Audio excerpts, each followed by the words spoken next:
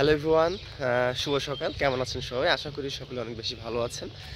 তো ফজর নামাজ শেষ করেই বাইর হলাম একটু হাঁটার জন্য, সেই সঙ্গে সকালের ওয়েদারটা এনজয় করার জন্য। তো অলরেডি আমি রাস্তায় উঠে পড়েছি। এই যে দেখুন, এই যে খেজুরের রসের ভার কিন্তু বাঁধা আছে প্রত্যেকটা গাছে। তো সামনে গেলে আমি আপনাদেরকে দেখাতে পারবো কিভাবে রসটা নামাচ্ছে গাছ থেকে। আমাদের একটা ভাইয়া গাছগুলো কাটে। সত্য বলতে আজকে অনেক শিশির পড়ছে, মনে হচ্ছে বৃষ্টি।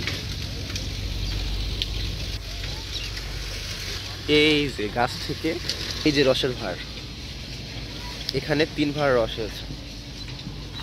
তো এই শীতে কারা কারা খেজুরের রস এখনো পর্যন্ত খাননি একটু কমেন্টে জানাবেন।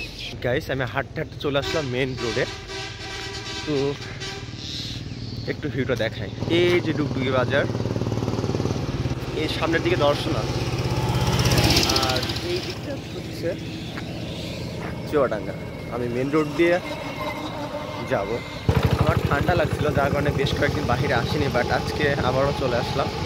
তো একটু রান করবো, রান করে আবার দেখা হচ্ছে, ঠিক আছে?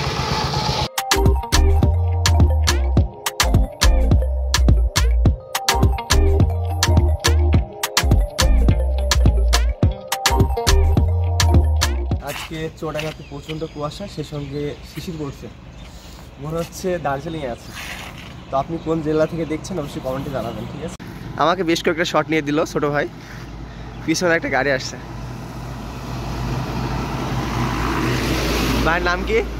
জীবন। জীবন, কোথায় যাওয়া হবে এখন? চুয়াডাঙ্গা। এত সকাল সকাল? কি কাজ করা হয়? বাসে হেল্পারে। তো ভাইকে অসংখ্য ধন্যবাদ ভাই। তো বুঝতেই পারছেন কি পরিমাণ ঠান্ডা চলতেছে, প্রচণ্ড কুয়াশা। তো আমি ভাবছিলাম ওই দিকটাতে যাবো, বাট এত পরিমাণ কুয়াশা পড়ছে যার কারণে আর যাবো না আজকে। একটা ডগিকে দেখতে পাচ্ছি, পালাচ্ছে, আমাকে দেখে পালাচ্ছে। আর এইদিকে শীতের কুয়াশার মধ্যেও ভাই গাছে উঠে পড়ছে খেজুরের রস নামানোর জন্য, দেখতেই পাচ্ছেন। গ্রামে থাকলে কিন্তু এই ফিলটা আসে, সকাল সকাল খেজুরের রস গাছ থেকে নামানো এবং সেই রস জাল দিয়ে গুড় তৈরি করা। বিষয়টা কিন্তু খুবই ইন্টারেস্টিং। তবে এই রস এত সহজে আসে না, সেই বিকালবেলা কাটতে হয় এবং সারা রাত রস পড়ার পর ভোরবেলায় নামানো হয়। তো আমরা দেখব কতটুকু রস হয়েছে। এই যে দেখতেই পাচ্ছেন, সারা রাত গাছে বাঁধার পর এই পর্যন্ত রস হয়েছে। আর এখন এই রসগুলো ভাই নিয়ে চলে যাবে বাড়িতে জাল করার পরই তৈরি হবে গুড়।